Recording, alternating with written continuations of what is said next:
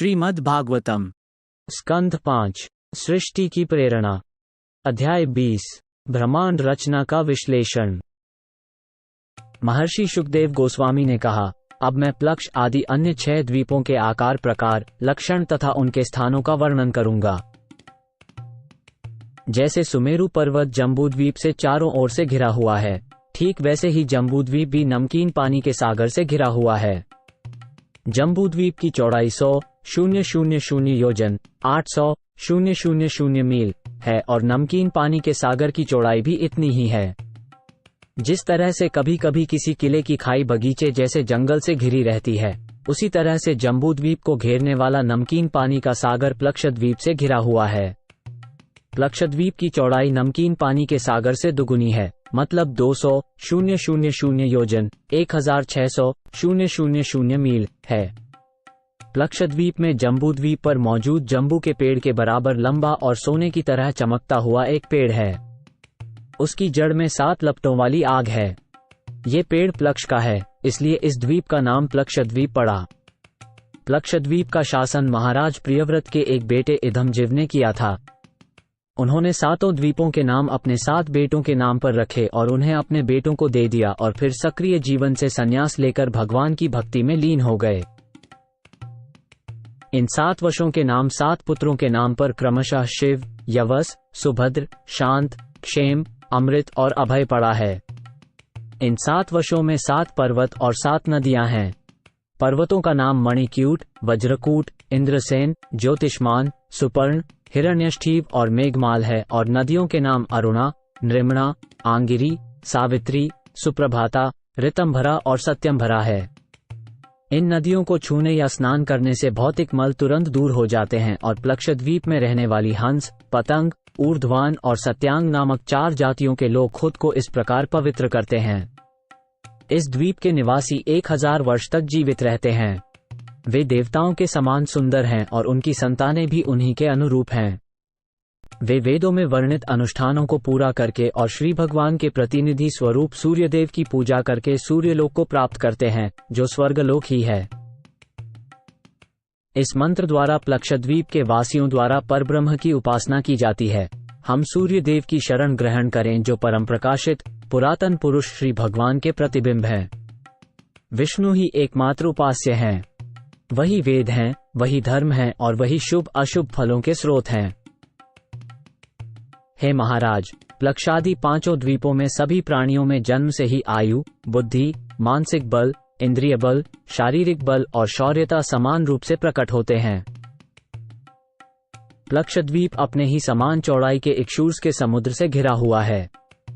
इसी प्रकार इसके आगे उससे दुगुने परिमाण वाला शाल्मली द्वीप है, 4 लाख योजन अथवा 32 लाख मील चौड़ा, जो उतने ही चौड़ाई वाले जल समूह अर्थात सुरासागर से घिरा हुआ है। सुरासागर में मादक पेय पदार्थ का स्वाद आता है। शाल्मली द्वीप में एक शाल्मली वृक्ष है जो इतना विस्तृत और ऊंचा है जैसे कि प्लक्ष वृक्ष हो, अर्थात यह वृक्ष 100 योजन 800 मील चौड़ा और 1100 योजन 8800 मील ऊंचा है। विद्वानों का कहना है कि यह विशाल वृक्ष पक्षियों के राजा और भगवान विष्णु के वाहन गरुड़ का निवास स्थान है। यहाँ गरुड़ भगवान विष्णु की वैदिक स्तुति करते हैं। शाल्मली द्वीप के स्वामी महाराज प्रियव्रत के पुत्र यज्ञबाहु ने द्वीप को 7 भागों में विभाजित कर दिया था और अपने 7 पुत्रों को दे दिया था। इन विभागों के नाम उनके पुत्रों के नाम पर ही रखे गए थे। ये नाम हैं सुरोचन, सौमनस्य, रमणक, देववर्ष, पारिभद्र, आप्यान और अविज्ञात। इन 7 विभागों में 7 पर्वत हैं, स्वरस, शतशृंग, वामदेव, कुंद, मुकुंद, पुष्पवर्ष और सहस्रश्रुति। इनके साथ साथ 7 नदियां भी हैं, अनुमति, सिनिवाली, सरस्वती, कुहू, रजनी, नंदा और राका। ये नदियां और पर्वत आज भी विद्यमान हैं। इन द्वीपों में रहने वाले लोग, जिन्हें श्रुतिधर, वीर्यधर, वसुंधर और इष्णधर नामों से जाना जाता है, वे वर्णाश्रम धर्म का सख्ती से पालन करते हैं। वे सभी श्री भगवान के सोम नामक अंश के उपासक हैं, जो साक्षात चंद्रदेव हैं। शाल्मली द्वीप के रहने वाले चंद्र देवता की आराधना इन शब्दों से करते हैं, चंद्र देवता ने अपनी किरणों से महीने को 2 पक्षों शुक्ल और कृष्ण में विभाजित कर दिया है ताकि पितरों और देवताओं को भोजन वितरित किया जा सके। चंद्रदेव समय को विभाजित करने वाले और ब्रह्मांड के निवासियों के राजा हैं। इसलिए हम प्रार्थना करते हैं कि वो हमारे राजा और मार्गदर्शक बने रहें और हम उन्हें सम्मानपूर्वक प्रणाम करते हैं। सुरासागर के बाहर एक अलग द्वीप है जिसे कुश द्वीप कहा जाता है। ये सुरासागर से दुगुना यानी 8 लाख योजन 64 लाख मील चौड़ा है। जिस तरह शाल्मली द्वीप सुरासागर से घिरा है, उसी तरह कुश द्वीप अपने बराबर लंबाई चौड़ाई वाले घृतसागर से घिरा है। इस द्वीप पर कुश घास के समूह हैं, इसीलिए इसका नाम पड़ा है कुश द्वीप। ये कुश घास परमेश्वर की इच्छा से देवताओं द्वारा पैदा की गई थी। ये द्वितीय अग्नि जैसी दिखाई देती है, लेकिन इसकी लपटें बहुत हल्की और मनमोहक हैं। इसकी नई कलियां सभी दिशाओं को प्रकाशित करती हैं। हे राजन, महाराज प्रियव्रत के एक अन्य पुत्र हिरण्यरता इस द्वीप के राजा थे। उन्होंने इस द्वीप को 7 भागों में विभाजित कर दिया और उत्तराधिकार के अधिकारों के अनुसार अपने 7 पुत्रों वसु, वसुदान, दृढ़रुचि, स्तुत्यव्रत, नाभिगुप्त, विविक्त और वामदेव को सौंप दिया। इसके बाद राजा ने गृहस्थ जीवन से विरक्त होकर तपस्या करना शुरू कर दिया। उन 7 द्वीपों में 7 सीमांत पर्वत हैं, जो चक्र, चतु, श्रृंग, कपिल, चित्रकूट, देवानीक, ऊर्ध्वरोमा और द्रविण नाम से जाने जाते हैं। इसी प्रकार 7 नदियां हैं जिनके नाम रमकुल्या, मधुकुल्या, मित्रविदा, श्रुतविदा, देवगर्भा, घृतच्युता और मंत्रमाला हैं। कुशद्वीप के निवासी कुशल, कोविद, अभियुक्त और कुलक नामों से प्रसिद्ध हैं। ये क्रमशः ब्राह्मण, क्षत्रिय, वैश्य और शूद्रों के समान हैं। इन नदियों के जल में स्नान करने से ये सभी निवासी पवित्र हो जाते हैं। वे वैदिक शास्त्रों के अनुसार अनुष्ठान करने में कुशल हैं। इस प्रकार वे अग्नि देवता के रूप में भगवान की पूजा करते हैं। यह वह मंत्र है जिसके द्वारा कुशद्वीप के निवासी अग्निदेव की आराधना करते हैं। हे अग्निदेव, आप श्री भगवान हरि के अंश हैं और उनके पास सभी हवन सामग्री पहुंचाते हैं। इसलिए हम आपसे प्रार्थना करते हैं कि हम देवताओं को जो भी यज्ञ सामग्री अर्पित कर रहे हैं, उसे आप पूर्ण पुरुषोत्तम भगवान को अर्पित करें, क्योंकि परमेश्वर ही असली उपभोक्ता हैं। घृतसागर के बाहर क्रौंच द्वीप नामक एक और द्वीप है। इसकी चौड़ाई 16 लाख योजन 12,800 मील है, जो घृतसागर से दुगुनी है। जैसे कुशद्वीप घृतसागर से घिरा है, वैसे ही क्रौंच द्वीप दूध के सागर क्षीर सागर से घिरा है, जिसकी चौड़ाई द्वीप जितनी ही है। क्रौंच द्वीप में क्रौंच नाम का एक बड़ा पर्वत है, इसलिए इस द्वीप का ये नाम पड़ा। कार्तिकेय के हथियारों से क्रौंच पर्वत की ढलानों पर उगने वाली वनस्पतियां भले ही नष्ट हो गई थीं, पर यह पर्वत निर्भीक हो गया है, क्योंकि यह हमेशा चारों ओर से क्षीर सागर द्वारा सिंचित रहता है और वरुण देव द्वारा संरक्षित रहता है। इस द्वीप का अधिपति महाराज प्रियव्रत का एक और पुत्र था, जिसका नाम घृतपृष्ठ था और जो अत्यंत विद्वान था। उसने भी अपने राज्य को अपने 7 पुत्रों में विभाजित कर दिया और प्रत्येक भाग का नाम अपने पुत्रों के नाम के अनुसार रखा। घृतपृष्ठ महाराज ने द्वीप को 7 भागों में विभाजित करने के बाद गृहस्थ जीवन से निवृत्त हो गए और सभी आत्माओं की आत्मा भगवान के चरणों में शरण ली। इस प्रकार उन्होंने सिद्धि प्राप्त की। महाराज घृतपृष्ठ के पुत्रों के नाम आम, मधुरु, मेघपृष्ठ, सुधामा, भ्राजिष्ठ, लोहितार्ण और वनस्पति थे। उनके द्वीप में 7 पर्वत थे, जो 7 देशों की सीमाओं को सूचित करने वाले थे, और 7 नदियां भी थीं। पर्वतों के नाम शुक्ल, वर्धमान, भोजन, उपबरहिण, नंद, नंदन और सर्वतभद्र हैं। नदियों के नाम अभया, अमृतोघा, आर्यका, तीर्थवती, रूपवती, पवित्रवती और शुक्ला हैं। क्रौंच द्वीप के निवासी 4 वर्णों में बंटे हुए हैं: पुरुष, ऋषभ, द्रविण और देवक। वे जल के देवता वरुण, जिनका रूप जल के समान है, के चरण कमलों पर इन पवित्र नदियों के जल से अंजलि भरकर श्री भगवान की पूजा करते हैं। क्रौंच द्वीप के रहने वाले लोग इस मंत्र से उपासना करते हैं: हे नदियों के जल, तुम्हें श्री भगवान से शक्ति मिली है, इसलिए तुम तीनों लोकों को, जिन्हें भूलोक, भुवलोक और स्वर्गलोक कहा जाता है, पवित्र करते हो। तुम अपने गुणों के कारण पापों को दूर करते हो, इसलिए हम तुम्हें स्पर्श करते हैं। हमें पवित्र करते रहो। क्षीर समुद्र के बाहर शाकद्वीप है जो 32 लाख योजन 256 मिलियन मील चौड़ा है। जिस तरह क्रॉन्च द्वीप अपने ही क्षीर सागर से घिरा है, उसी तरह शाकद्वीप भी अपनी ही चौड़ाई के बराबर दही के समुद्र से घिरा है। शाकद्वीप में एक विशाल शाक वृक्ष है जिससे इस द्वीप का नाम पड़ा है। यह वृक्ष बहुत सुगंधित है, इससे सारा द्वीप महकता रहता है। इस द्वीप के स्वामी प्रियव्रत के पुत्र मेधातिथि ने द्वीप को 7 भागों में बांटकर अपने पुत्रों के नाम पर उनका विभाजन किया और उन्हें उन द्वीपों का राजा बना दिया। उनके इन पुत्रों के नाम थे पुरोजव, मनोजव, पवमान, धूम्रानीक, चित्ररेफ, बहुरूप और विश्वधार। द्वीप को विभाजित करके अपने पुत्रों को राजा बनाकर मेधातिथि विरक्त हो गए और उन्होंने श्री भगवान के चरण कमलों में अपना मन लगाने के लिए एक ध्यान योग्य तपोवन में प्रवेश किया। इन द्वीपों में भी 7 मर्यादात्मक पर्वत और 7 ही नदियां हैं। पर्वत हैं ईशान, उरुश्रृंग, बलभद्र, शतकेशर, सहस्रधारा, देवपाल और महानस। नदियां हैं अनघा, आयुर्दा, उभयस्पृष्टि, अपराजिता, पंचदी, सहस्रश्रुति और निजधृति।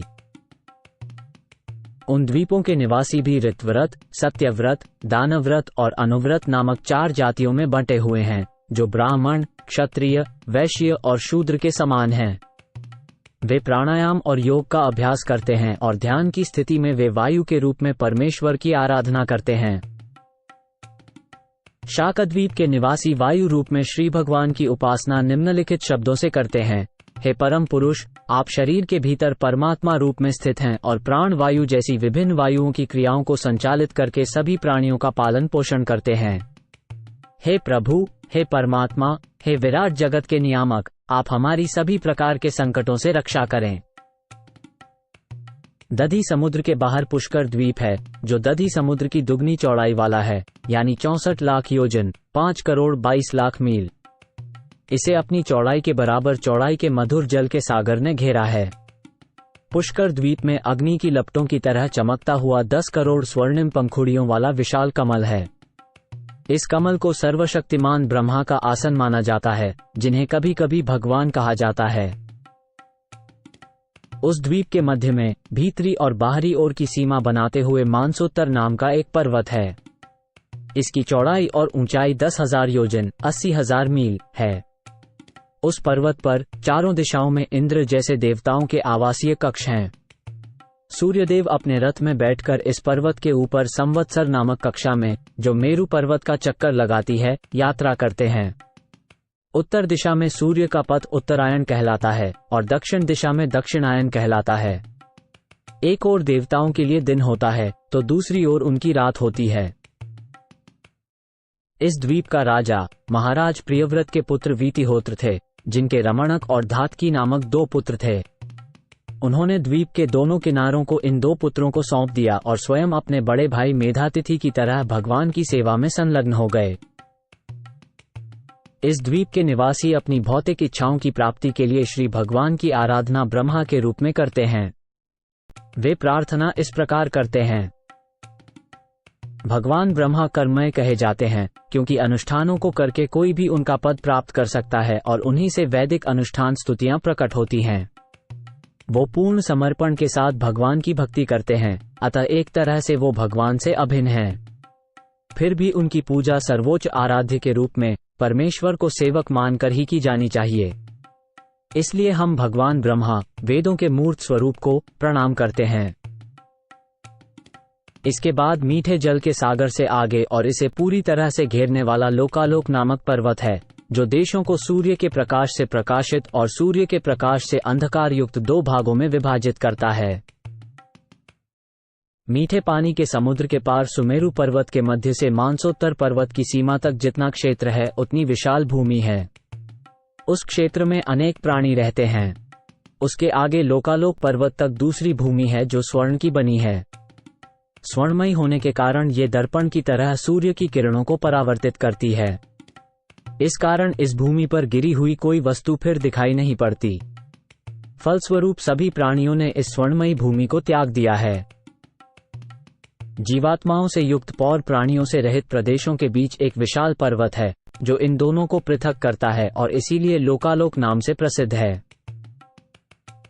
श्री कृष्ण की परम इच्छा से लोकालोक नामक पर्वत ब्रह्मांड में सूर्य की किरणों का नियंत्रण करता है।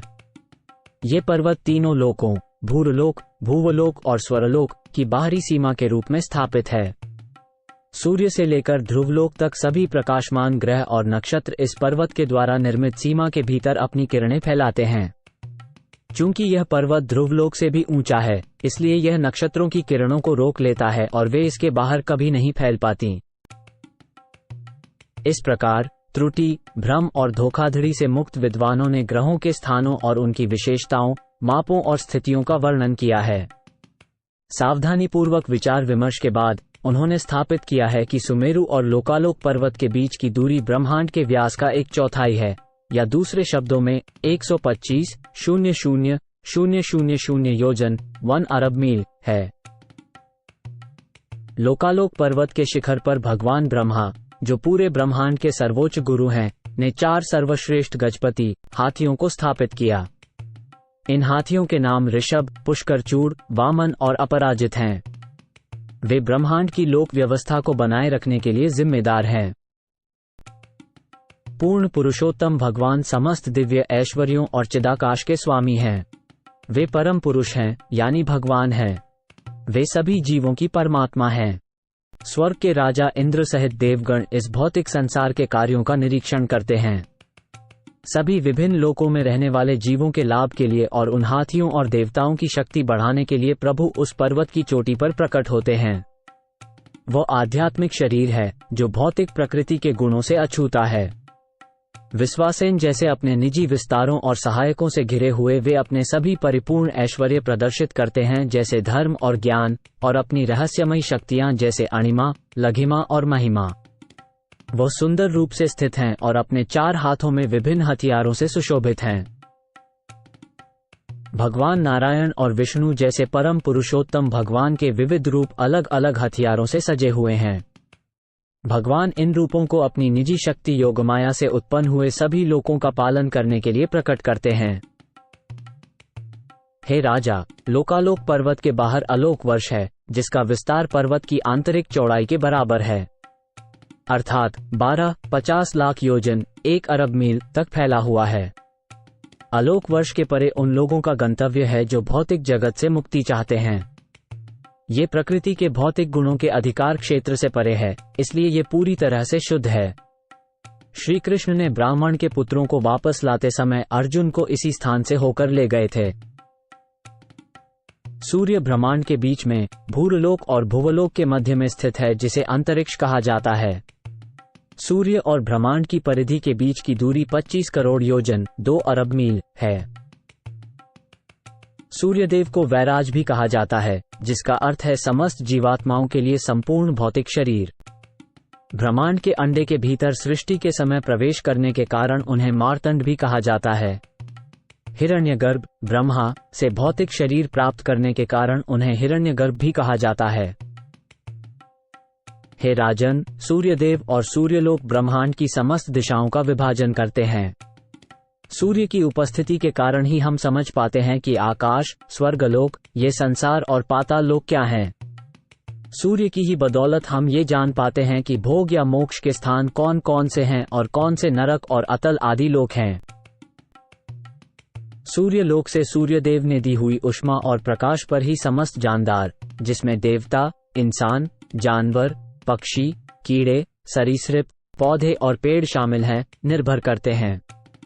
सूर्य की मौजूदगी से ही सभी जानदार देख पाते हैं, इसलिए उन्हें दृग ईश्वर यानी दृष्टि के स्वामी कहा जाता है।